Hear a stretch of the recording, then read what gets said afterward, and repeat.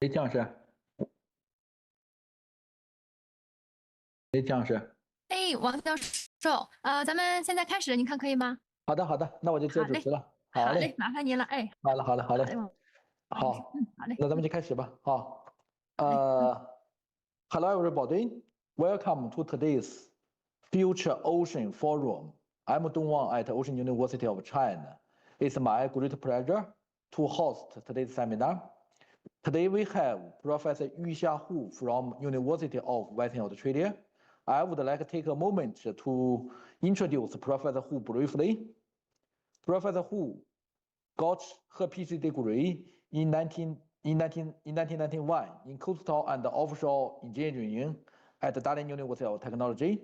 After graduation, she has been working in China, Japan, and Australia. He joined the University of Western Australia in 1992 and worked with Professor Mark Randolph to develop a practical approach to analyze soil foundation interactions involving large deformation of soils. I suppose a lot of guys know this method. Her research has been focusing on the improvement of offshore foundation designs and corresponding design guidelines. Her contributions to the geotechnical community have been recognized by several awards, such as the IACMAG Paper Award, BGA Best Paper Award, and the ICE Telford Premium Award. She has served as the head of Department of Civil Environmental and Mining Engineering in 2018 to 2021. The theme of her talk today is offshore clean. Why are they and how to characterize them? Now, let's welcome Professor Hu, and I will leave the time to Yuxia. Professor Hu, please. Thank you. Thank you, Professor Dongwang, for your kind introduction. And good morning, everyone, and a Happy New Year. Thank you, the Ocean University of China, Academy of Future Ocean, and Professor Dongwang for inviting me to give this lecture. I hope this will provide the opportunity to connect with you all here. And thanks for joining today. And I hope, I was given 40 to 45 minutes to talk about something about ocean. I really hope that each of you can learn one or two things today. Okay, just let me share my screen.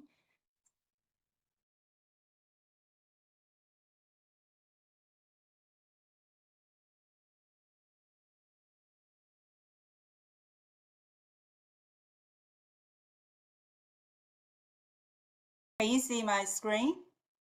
Yes. Okay, thank you.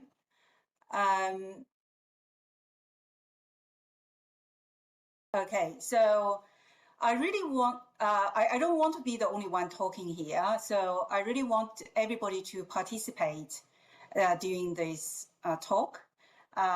So just get your pen and pencil and a paper ready. So I will ask you to do some calculations as well. So, so today's a little bit focused on the offshore clays, about where are they and how to characterize them. Okay, so the first question is, what are soils? And this seems like a simple and easy question. But by engineering definition, we define soils as from large grain to small grains, as gravel, sand, silt, and clay. I think you all know that because this is the basics.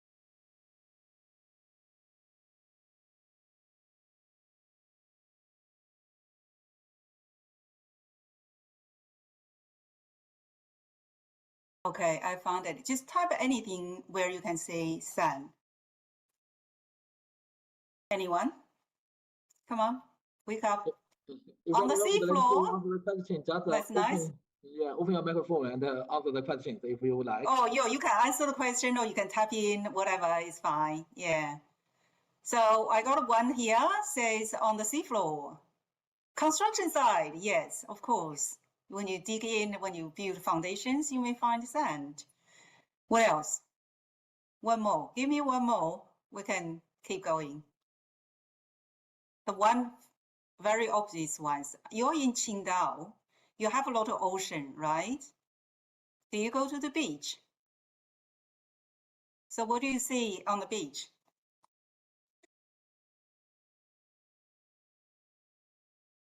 So we have on the sea floor, and there's a question mark. It's a question for me. Construction site, sometimes when you build a house, build buildings or any foundations. And that one, I think, is the obvious one because I'm in Perth. It's a seaside city, and we have a lot of beaches here. So we have a lot of sand beach here. So you see the sand in beach, seafloor, and the construction side, which is correct. And the other question is that, where do you see clays or mud? It's a quick one. You can talk, you can type.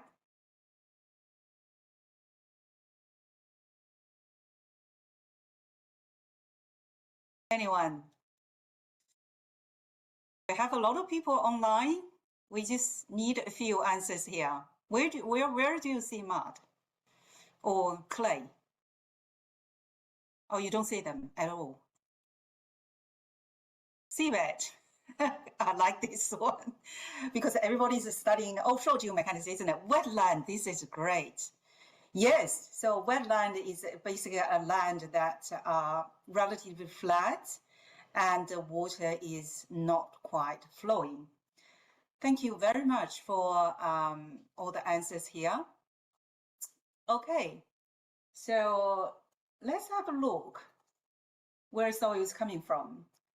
So geologically, we said soil is coming from the weathering or disintegration of the big rocks from the mountainside.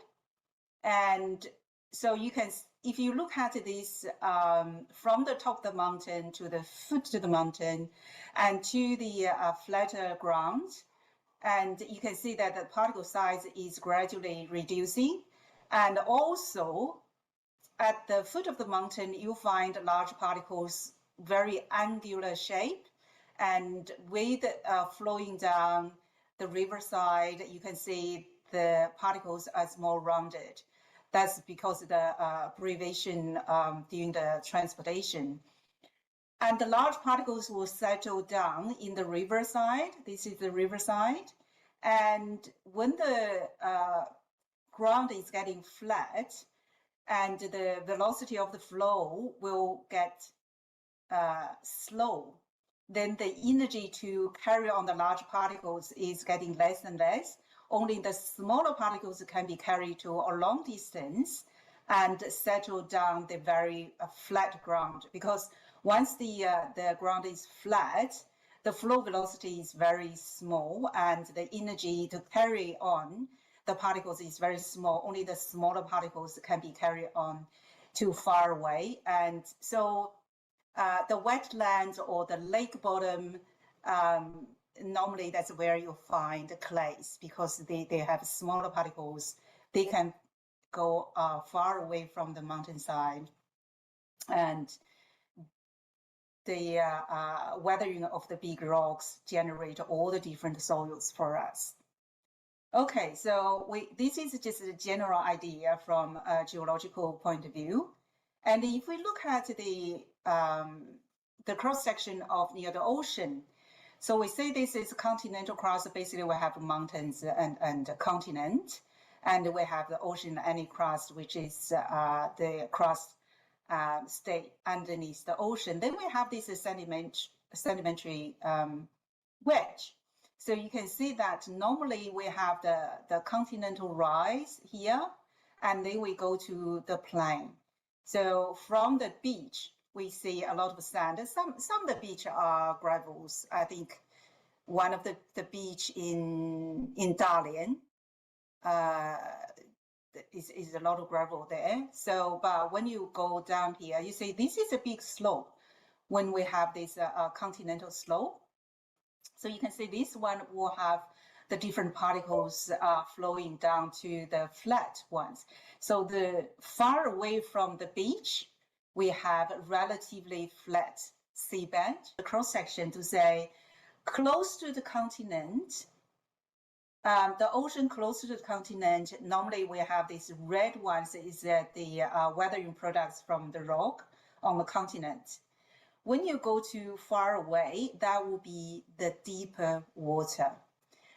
And in all the deep water region, that from the geological report, it says 38% of the deep sea floor is covered by clay.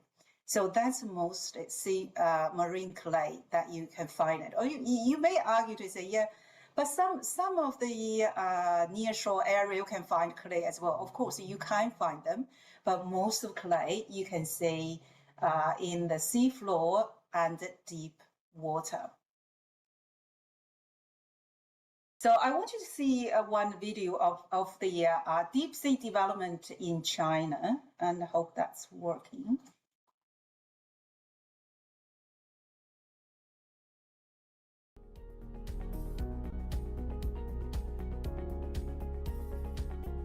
Oh, this is the wrong one. Sorry. Sorry, I got a wrong one. Let me go to the next one.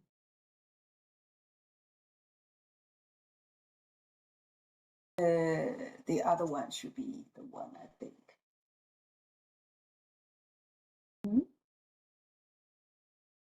Let me go here. I think I'll just, what?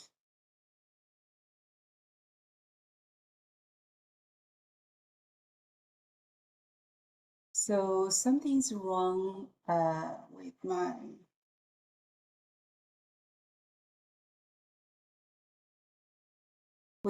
videos. Let me just quick check on the YouTube.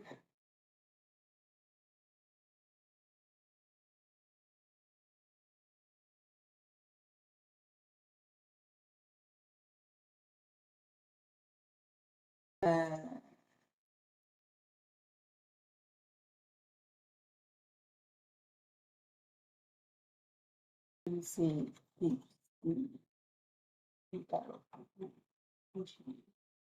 I really want you to see this video because this video was uploaded only in 3 days ago. Offshore most challenging.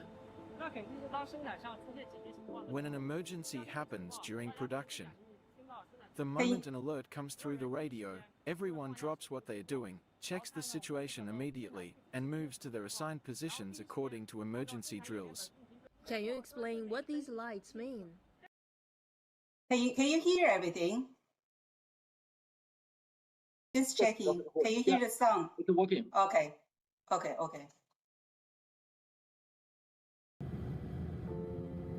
你脚下的这片气，至少在这片海底沉睡了2到3亿年。我们这里1秒钟开采的天然气啊，够一个5口之家1个月的使用量。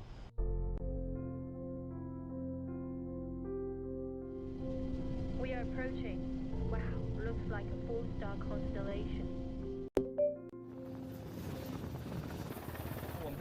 The gas we pull up can reach Hainan Island in just 8 hours, and the Guangdong, Hong Kong, Macau Greater Bay Area in 96 hours. We work 28-day shifts. On the platform, it's 12 hours a day, 2 rotations, starting at 7 a.m. Once the system starts running, it cannot be stopped suddenly. So we work in sync with the equipment. When is life offshore most challenging? When an emergency happens during production, the moment an alert comes through the radio, everyone drops what they are doing, checks the situation immediately, and moves to their assigned positions according to emergency drills. Can you explain what these lights mean? These are the four-color platform status signal lights. Each color tells us what's happening. Green is normal. When you counting down to going home. 哇，你看，今天月亮好圆啊！这算什么？我带你看一个更好看的东西。看这里，金鲨，每年夏天基本都会看到，大的还带着小的一起。哦，亲子游。对，亲子游。Since day one, environmental protection has been a priority here. We strictly control water quality, emissions, and carbon output, with clear annual limits. And every year, we outperform those standards.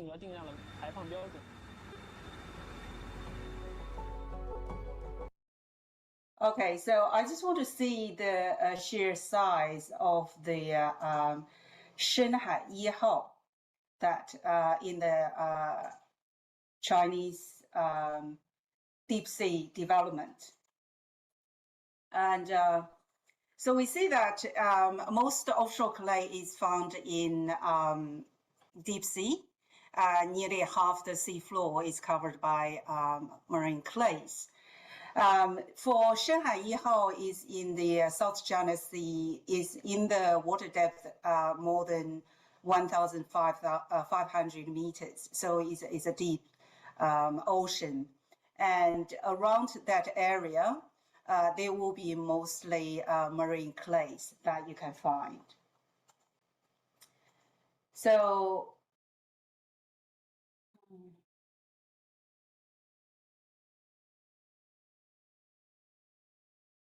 something's not right here.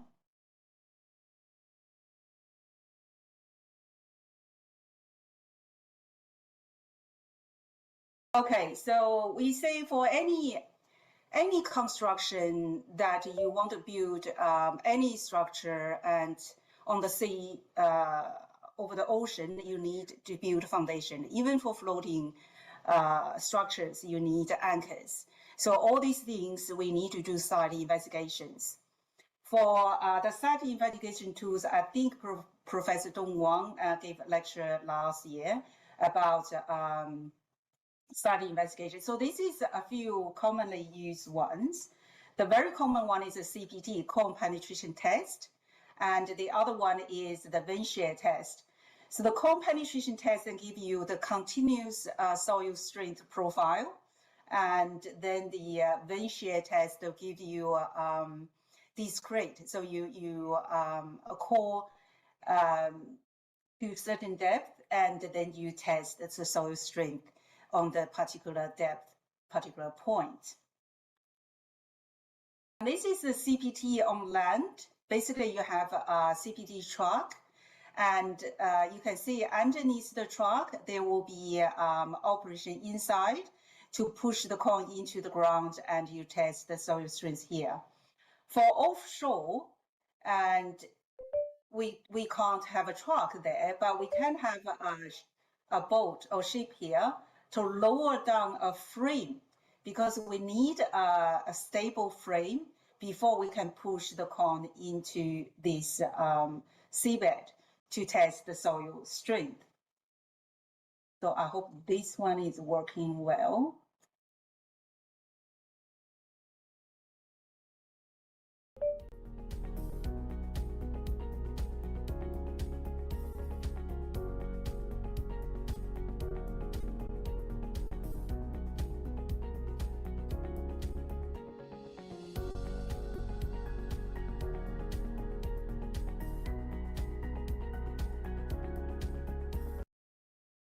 Okay, so this is the process that how you do offshore CPT test. So we see the lower the frame and you penetrate the cone into it. What I really want you to see here, if you look at the data here, there's nothing smooth. Even the soil strength may be quite uniform or linear increase with the depth, but the measurement is always wiggling there. So that's we say you do get a continuous penetration profile but the data can be can have a little shifting under the seabed.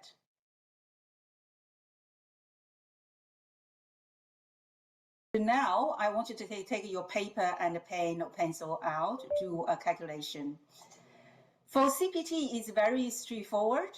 We measure the total pressure at the base of the CPT, and you take away the water depth, the water pressure at the base, and you take the soil pressure at the base, and we get net pressure. So the net pressure for clay, for CPT in clay, it will be the NC, the bearing capacity factor, times the SU with the undrained shear strength. So once we calculate Q net, and we can calculate what's the soil strength, which is straightforward. And NC equals to 12 is commonly used for particular soils. There may be a different number. So quick practice here. Water depth is 200 meters. It's not super deep. It's okay. 200 meters, and the penetration depth into the seabed is 10 meters. And the soil strength is 10 kilopascal. We know that in the deep sea, the soil strength can be lower than that, because if you have a normally consolidated clay, NC clay, the soil strength at the surface can be near to 0. So it can be very low. So 10 kPa is fairly good measure. Soil effective unit weight is 7 kilonewton per cubic meter. Water unit weight, we just take it, is 9.8, we just take it 10. And the CPT factor is NC equals to 12. So I want you to have a quick calculation of what should be the Q net and what should be the QT. If you can type your answer in. Just a quick calculation. Hope the calculation is not too complicated. Use this one. Use this one here. Use this one here. Can you calculate? Give me some number. Q net or QT, whatever. Anyone? I'll give you 1 minute then, or 30 seconds. 120. Was that Q net or Q total? That's very good. It's correct for one of them. Q net, yes. Wow, well done. Can anybody tell me Q total? QT? Q net equals to 120 is correct. What about Q total? Anyone? Wonderful. I think you're both correct. Yes. So the Q net is the NC times the SU, and the Q total is the Q net plus the water depth plus the soil depth. Excellent. Thank you very much. And so that's no problem. Straightforward. So that's why we use it, CPT, to do the test. And now we said, okay, we measured in the field study investigation, we measure the QT, right? So we measure the QT, we calculate the Q net, then we calculate SU. It's also straightforward. So after we measure the Q total, and we can calculate SU. So what is the problem? There's no problem. You can calculate it. The problem is that during the study investigation, we do measure the Q total. However, the data we're measuring doesn't matter how accurate your data acquisition system is, how stable the situation is. We always have data shifting in reading. You never get exactly 2,290 kPa pressure straight. Let's say we have reasonable data shifting in reading, let's say 10%, remember the true one is 2,290 with a 10% shifting, and we can have lower or above the calculations. So let's take one end and say they shift to the larger value, and then we measure the Q total due to the data shifting is about 2,500. Then we use the Q total to calculate Q net.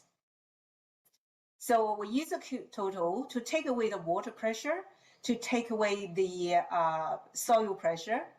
We get 349 kPa. Then we use the Q net to calculate SU. We get 29. Remember, our soil strength is 10 kPa. And all the data shifting, the error is not going to be affected by, the water depth is the same, the soil depth is the same. All the shifting in reading is add on the QNet, and is add on the SU measurement. So initially, there was a lot of correction factors. So when they use the CPT on in the underwater, they have, if you check the literature, they have the correction factor 1. And this is still not correctly back to the true strength, and the correction factor 2. There's a series of correction factors people developed on the offshore CPTs because of this issue. And of course, after a few correction factors developed and people start to think, what was the real problem? The real problem is really the water depth. Remember our water depth is only 200 meters. Just imagine that you have 1,000 meters. The total pressure is so high, probably 1 or 5% shifting can give you a big problem in calculating the soil strength. So then people start to develop these 4 flow penetrometers.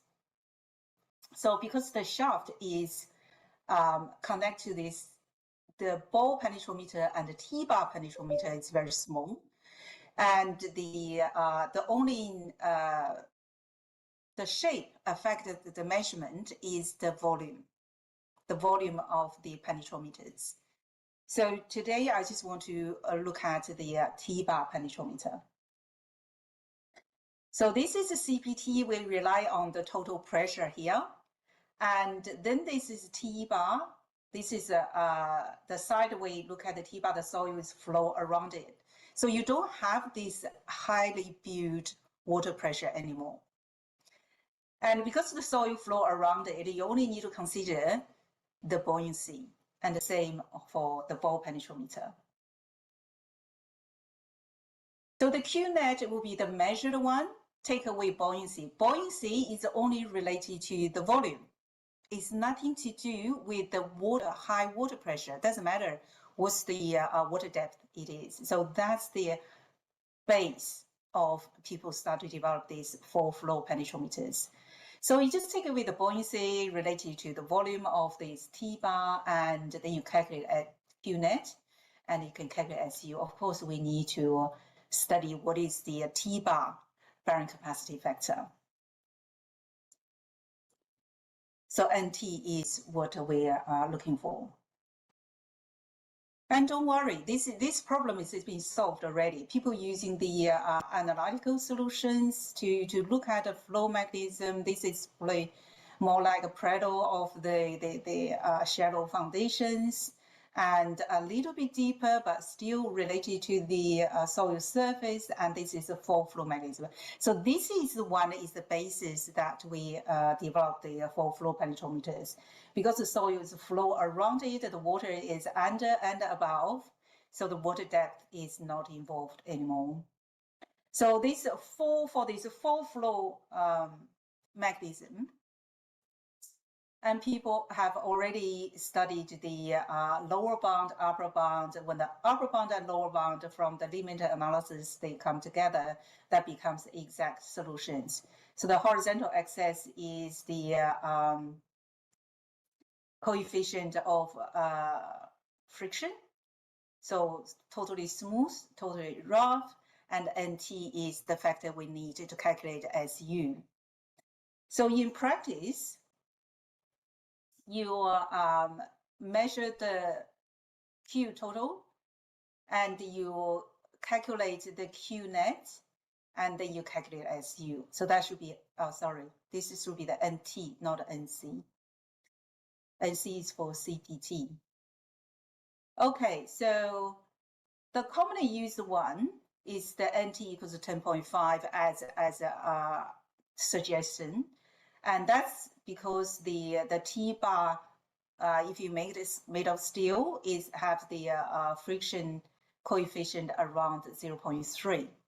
So 10.5 has been used quite often in the analysis. So all problems solved. Then we have this one here. So 2010, Dave White and his group has published something like this to say, okay, soil, when you have the T-bar, this is the side of T-bar. When you have the T-bar penetrating into the soil, you have the soil heap up and an open cavity. And when it's deep enough, and that's a full flow mechanism. That's all good. Then in 2011, Toll and his group published a result to say, no, wait a minute. You have the penetration into the soil, and then you have the heap up, and you have the open cavity. And then we found this one. There's another cavity just above the T-bar, below the open cavity, and in between the soil is closed up. So we have the left scenario, we have the right scenario. I want you to have a guess which one is correct. Of course, I'm going to, we're going to study it because we want to know exactly which one. Maybe have a quick guess. So just type L if you think the left one is correct, or type R if you think the right one is correct. What do you think? Left one. I got one left one. Maybe you know Dave White, you trust him, right? I trust him as well. So any other guess?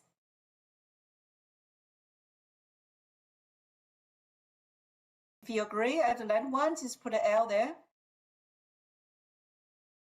If you think, no, the left one, it should be the right one, and type R. Come on, give me a couple of things, whatever. Just a guess, it's a guess. Okay, nobody's marking you or anything. Nobody else? L? Good, we have 2 L's. So, okay.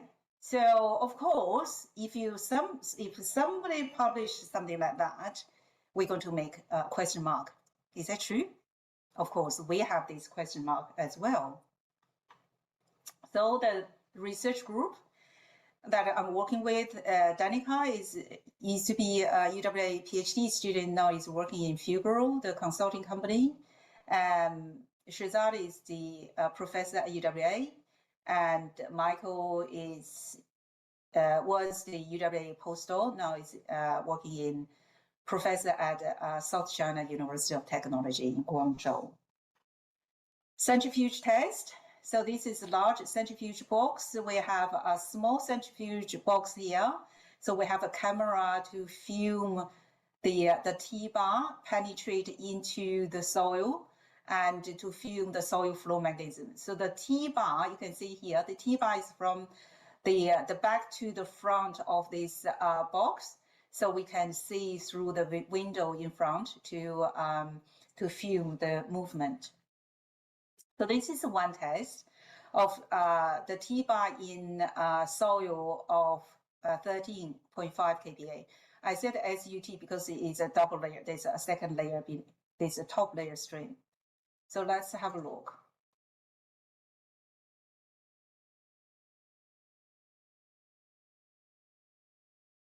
Okay, so you have an open cavity and this is a flow around the mechanism. This is all closed up. There's no cavity.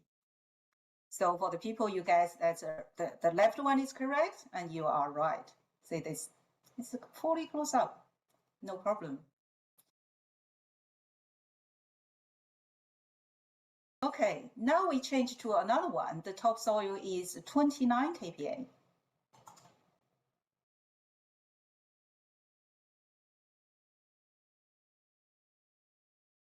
I think you can see here, that's a cavity there.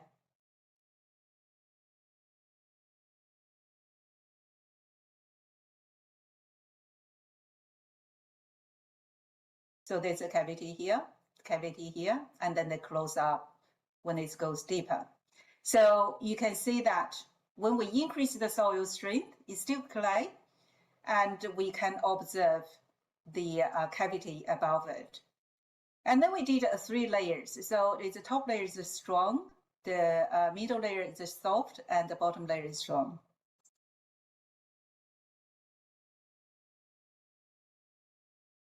The open cavity, you can see the boundary is curving in, but there's no cavity. So even we have a stronger soil, there's no trapped cavity formed there.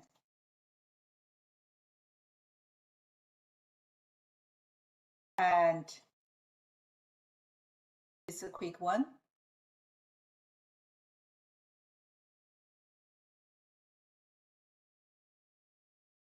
Oops. Basically, I want you to see here, when they come through this one here, you can see the soil is, the interface is bending down because the bottom layer is softer. However, when the T-bar is going to this interface, the boundary is not moving, is not bending at all. Of course, when we did a few centrifuge tests, and then we also did some numerical analysis to confirm that. So this is the stiff over soft clay, and the top layer is about 12D. So over the 12D, because the thickness is larger than the in the test, then we can see some trapped cavities. And we can also see the bending down, the sagging of the interface. However, once this one into the softer soil, and all the soil will close up. And if you have a softer soil on top, we know that the softer soil has no opportunity to form the internal cavity or trapped cavity. But what we want to see here, the numerical analysis shows that because this layer is stronger and then this interface is not changing, the soil has to be pushed sideways to form the fall flow because the top layer is softer until this goes into the stronger clay. So the top layer strength, the top layer thickness are the 2 factors to see if we can have this internal cavity, trapped cavity. So by looking at the trapped cavity, we can see that if you have SU over gamma D, so this is a normalized SU strength, equals to 3. So that's a relatively soft clay. So you have the open cavity, trapped cavity, and then the trapped cavity here, and then this is for flow. So this is the embedment depth, the diameter of the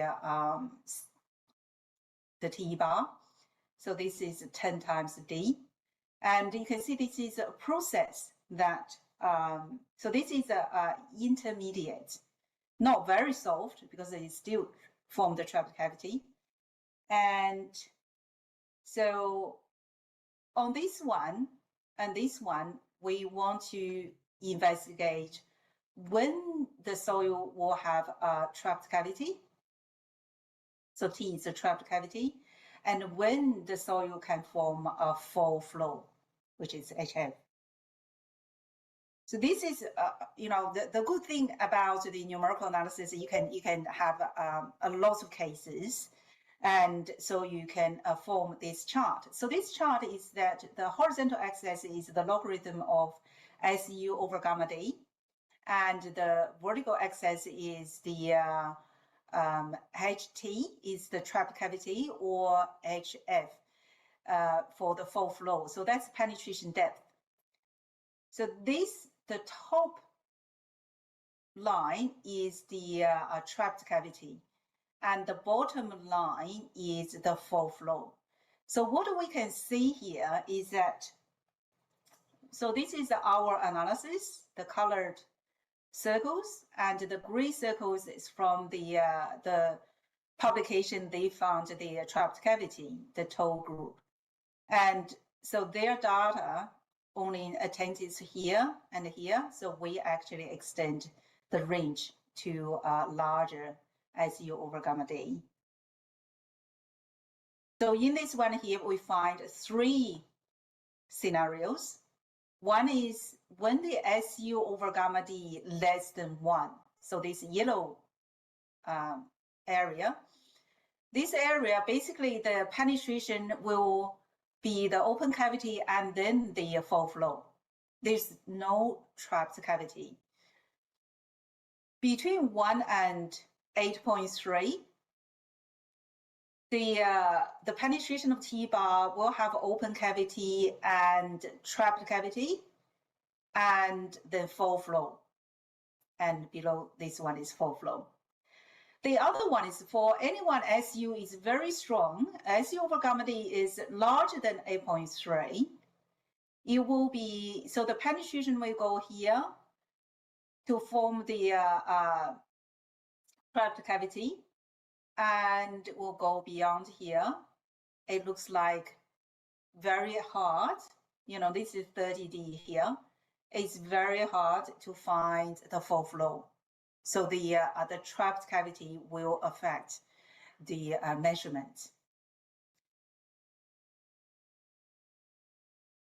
Rather than look at the full smooth full rough, we look at 0.3 and 0.7. We think this is probably the one we will meet in a test or in the onshore, offshore as well.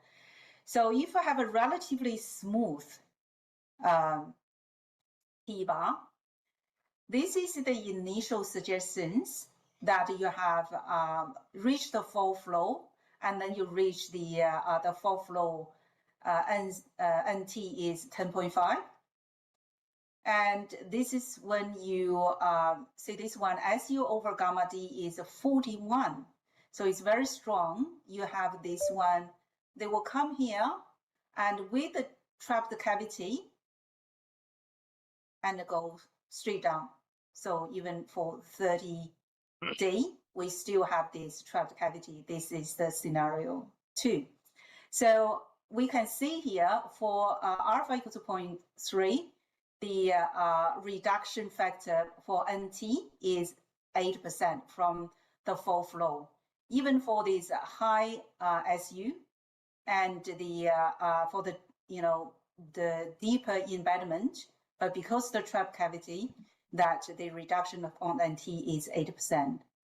With the rough ones, we find that, so this is the reach the full flow straight away when the equals to 1, the normalized strength. But when the normalized strength is high, that will be trapped cavity. And the difference between these two is about 13% if you do have a trapped cavity. Okay, so that's just a little story of where we can see the play on the ocean floor. So mostly is a deep ocean. And the second one is that the CPD has a problem for deep water because the shifting of the rating of the machine, that then we look at the full flow penetrometers to make sure that we have a more accurate measurement of the undrained shear strength of clay, especially when the clay is soft. And then we found from a lot of centrifuge tests and numerical analysis, and when the SE over gamma D is larger than 1, less than 8.3, and it will go through these 3 stages. So the shallow, the trapped cavity, and the deep embedment. And for anything larger than 8.3, they will be stopped somewhere here and then go straight in. For the smooth T-bar, we find once the trapped cavity forms, the NT, the bearing capacity factor, will be reduced by 8%. And for the rough T-bar, and when the trapped cavity happens, and the NT bar will be reduced by 13%. So that's all from me. Thank you very much. Okay, thank you, Yuxia. Thank you very much, and a very interesting talk. Now is question time. Anyone, if you have any questions, just open your microphone and answer your and give your questions.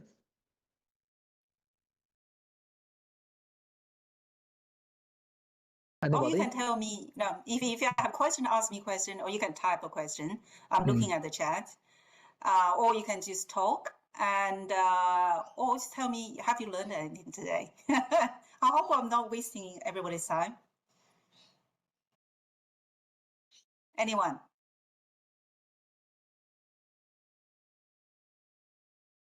I see Professor Fan is in this room. Yeah. Fan, Professor, any questions? Professor Hu, I will carefully read your 2 most recent papers regarding what you presented today. I have a question.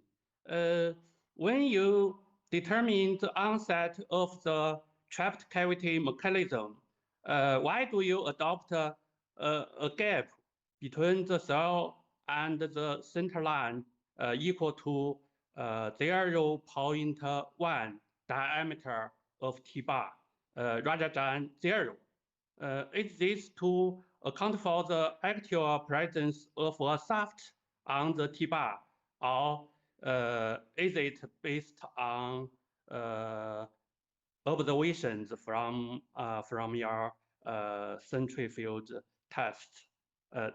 That's my question.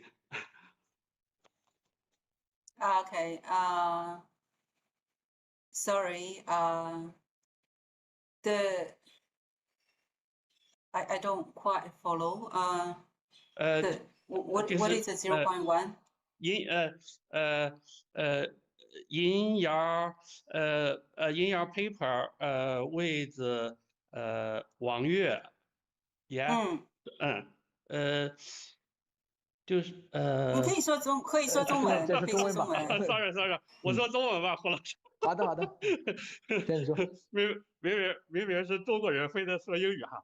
就是在我读过，我读过您这个最近的这个2020年的这2篇论文哈，就是您跟那个王悦应该是您的一个学生吧？对，就是您在判断这个trapped cavity 这个机制的时候，为什么采用的是那个图与那个模型的中间线是等于那个间距是等于0.1D， 而不是真正的0呢？就是你是考虑到就是这个实际这个 T bar 它是有这个 shaft， 而你在有限元模拟的时候没有考虑这个 shaft， 还是说考虑到了那个离心机的一些判据什么的啊？不知道这样。你明白了，对，你应该记起来弄，对。对，这个是有可能是考虑的那个a little shaft, because we don't want the shaft to be，就是说这个你看这个 shaft 吧，它不是从头到尾的。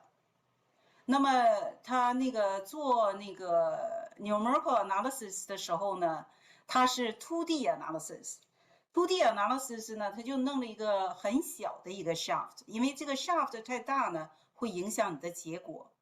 在实际当中，你看这个是在左边和右边是没有 shaft 只是在中间，但是你做这个2维计算的时候呢，那么就没法去simulate 这个 shaft， 所以就弄了一个很小的一个，对，是的，是 2D 3D 到 2D 的一个简化吧，对。就是说，就是这个0.1D 的这个间距的这个判断，实际上还是考虑了一下这个 shaft 的存在，是吧？对。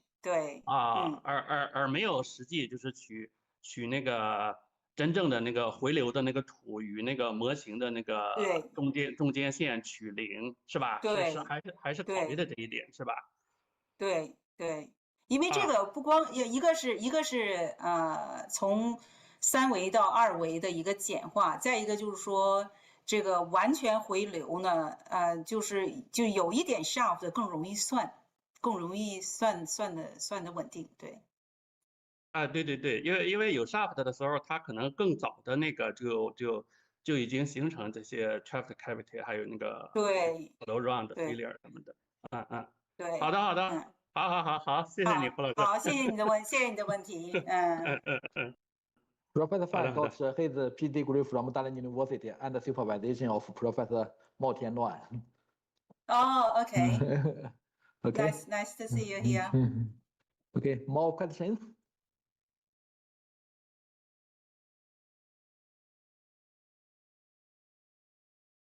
Oh, I got one.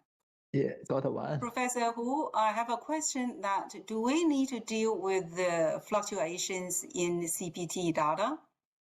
Of course, you need to, normally we just look at the average, but the things, the problem what I present today is really for the soft clay near the top of the seabed, especially for pipeline designs, for subsea structure designs.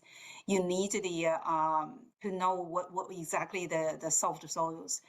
And once the SU is very small and the water is very deep, it's very difficult to use the CPT to measure the top soil strength, especially in clay. I think the CPT in sand is probably all right because sand, everything is related to uses stiffness and depth, but the clay is when it is soft. Any shifting, they will generate error in SU calculation. So this fall from penetrometer is basically for the soft clay near the surface.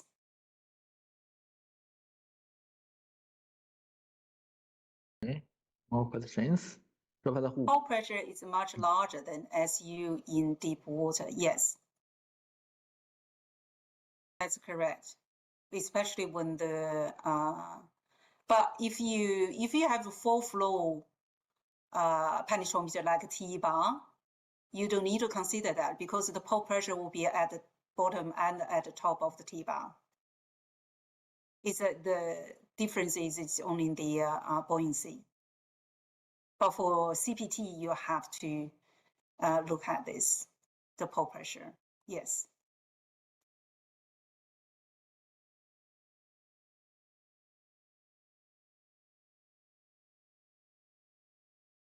Thank you. Thanks for the question. And thank you for answering all my questions.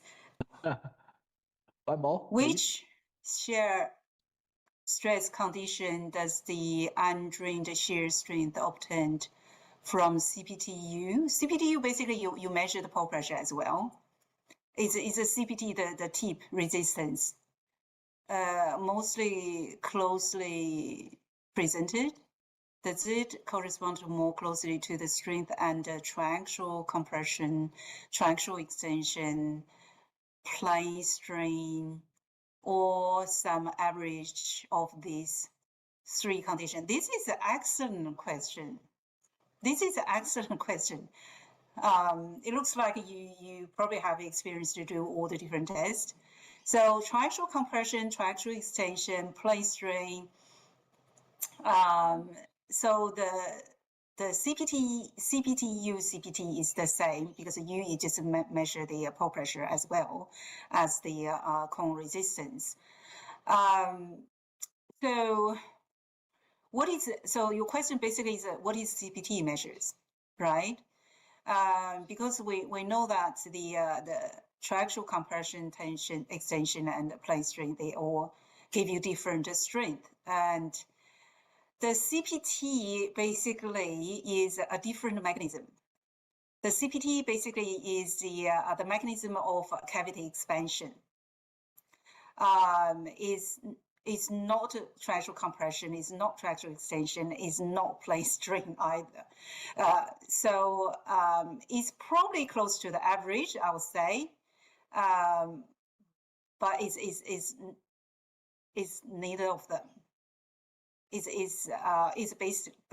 based on the cavity expansion mechanism or theory.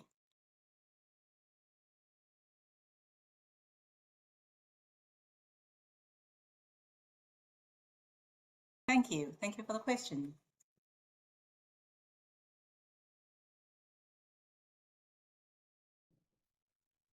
More questions?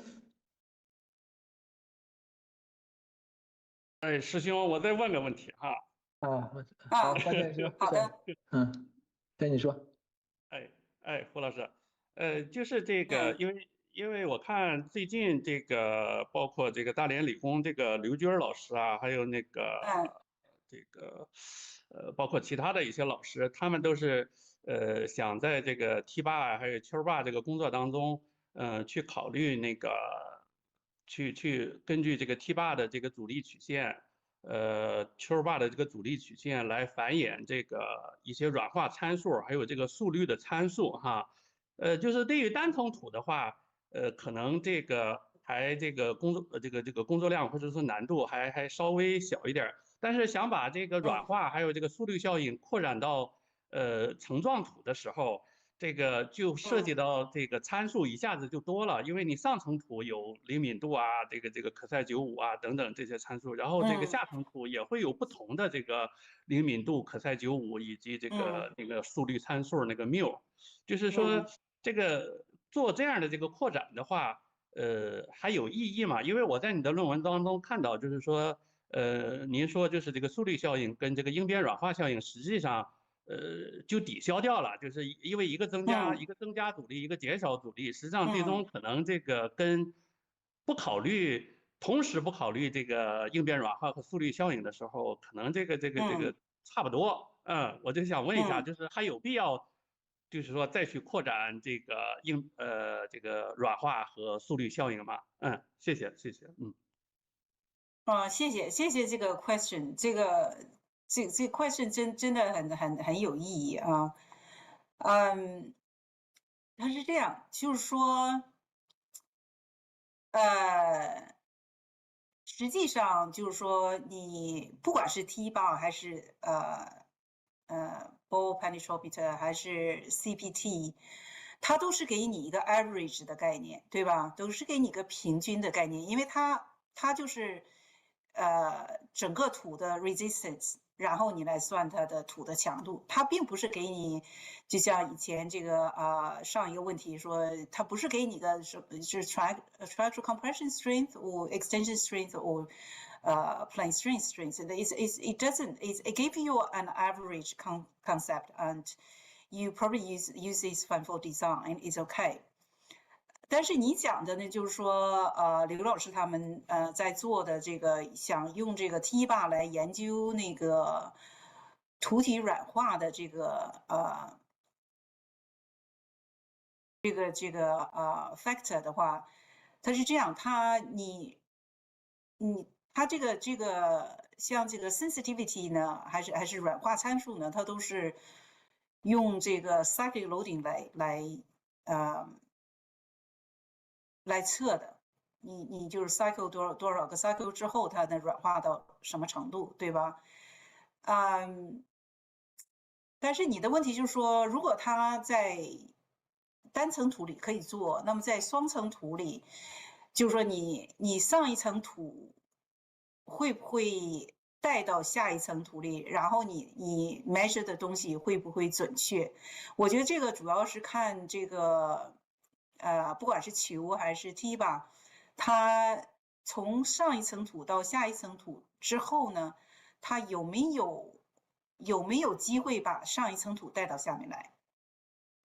其实从我们当然我们现在算的就今天做报告这个model 呢是没有软化，没有这个 string rate effect 的 model， 所以在这种图里面呢，我们是它这个上一层土，不管是它是那个soft 还是 strong， 它都到下一层土之后，它都带不下来，因为它是一个圆形的，它的侧面是个圆形的，所以可能我感觉这个问题应该不大。就是说，如果你是层土，你在第一层土里你做 cyclic loading， 然后你再到下一层第二层土里再做 cyclic loading， 应该是问题不大。我感觉应该是问题不大，虽然我没做过啊。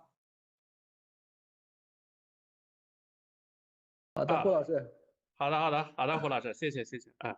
胡老师，这个有一个直播间的问题，这来自外边直播间。这个您报告中讲述的是海底粘土，表征方法与陆上粘土有何主要异同？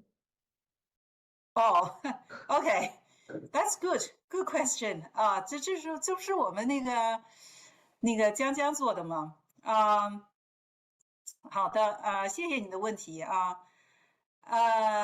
主要问题主要是这个对最大的不同呢，就是海底粘土都是饱和的，除非你有那个 gas hydrate 在里面哈，就是说其实海底粘土呢就更容易研究吧，因为它都是饱和土。其实陆上的粘土更复杂，因为它有饱和和非饱和。这个非饱和土呢，它单独是一支很大的那个，在 geomechanics 研究里面是很大的一支。你要研究非饱和土的话，有好多世界上有好多不同的阵营，他们有好多不同的理论来 deal with it。所以陆上的粘土你就要看它的饱和度，它对那个土和结构物的相互作用会很不一样，它是饱和还是非饱和。那么海底粘土的另外一个大的特征就是它的那个 sensitivity， 就刚刚那个秦老师问的那个rate effect 和那个string softening effect， 就是说它这个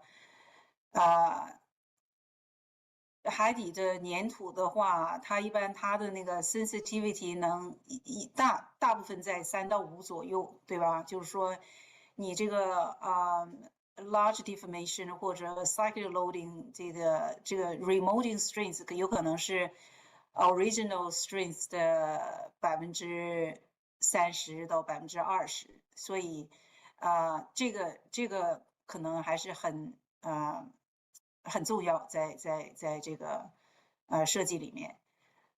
然后呢，再一个就是海洋土呢，有的时候会掺杂一些 carbonate material， 比如说小的这个碎的贝壳碎的珊瑚礁这些东西掺杂在里面呢，就容易生成 structured clay。structured clay 呢，就可能会有一些initial strength， 就是说它 initial strength 破坏之后呢，才会得到它真正的 strength。就是反正这就是从大的方面，这个海洋土和陆地上的粘土会还真是会有一些不同，然后它的设计考虑的东西也不太一样。Okay. Due to the time limitation, we would like to stop here. If you have more questions, please contact Professor Yuxia Hu through his email. I think you can find her email on the website of the UWA, University of Western Australia. So please join me to thank Yuxia again for his interesting lectures, and we hope Yuxia could give more seminars in the future if you have time. Thank you. 谢谢胡老师。 Thank you. Thanks everyone. And thank you everyone who answered my questions and asked me questions. This all your interactions with me will make this more interesting. Thank you. 好的，谢谢胡老师。 Thank you, Professor 东王。好嘞，胡老师。好嘞，再见，胡老师。 OK。好嘞，谢谢。Thank you everyone. 再见。拜拜。拜拜。拜拜。